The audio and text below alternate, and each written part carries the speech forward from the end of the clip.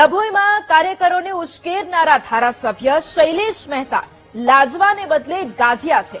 ધારાસભ્ય શૈલેષ મહેતાએ પોતાના દોષનો ટોપલો મીડિયા પર ઢોળવાનો પ્રયાસ કર્યો છે। મીડિયા જ નિવેદનનો ખોટો અર્થ કાઢતું હોવાની વાત શૈલેષ મહેતાએ કરી છે। કાર્યકરોએ જે મહેનત કરવાની છે તેના સંદર્ભમાં કહ્યું હતું તેમ જણાવ્યું। તમે લોકો મારા નિવેદનનો ખોટો અર્થ કાઢો છો। 13 તારીખના દાખલા તમે આપો છો અને વાત મીડિયાનો કાઢો છો। જે કરવું હોય તે કરો એમ કહી અને તાળીઓ તમે પડાવો અને દોષ મીડિયાનો આ સવાલ ઉભો થઈ રહ્યો છે।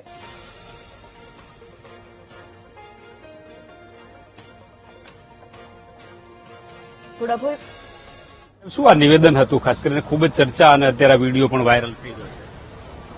કાર્યકરોએ જે મહેનત કરવાની છેલ્લા 2 દિવસમાં એના સંદર્ભમાં જે કઈ મહેનત કર્યું હોય એ કરો, અને જે એટલે તમે લોકો આને નિવેદનનો ઊંધો અર્થ લો છો।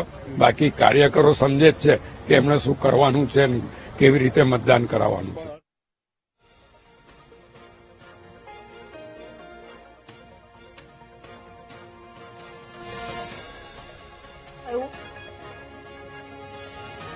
અને ધારાસભ્યનું આ નિવેદન જ્યારે ખૂબ વાયરલ થયું ત્યારે તેમણે સ્પષ્ટતા પણ કરી અને તેમણે પોતાનો બચાવ કર્યો। ઉપરથી તેમણે દોષનો ટોપલો મીડિયા પર ઢોળ્યો છે અને તેમણે એ કહ્યું છે કે તમે મારા અર્થનું ખોટું અર્થઘટન કરી રહ્યા છો। અને ધારાસભ્ય શૈલેષ મહેતાએ શું નિવેદન આપ્યું હતું સૌથી પહેલા તો એ સાંભળી લઈએ। કારણ કે આ તો તમારી તાકાત પર જવાબદારી લેવાની છે, મહેનત તમારે કરવાની છે।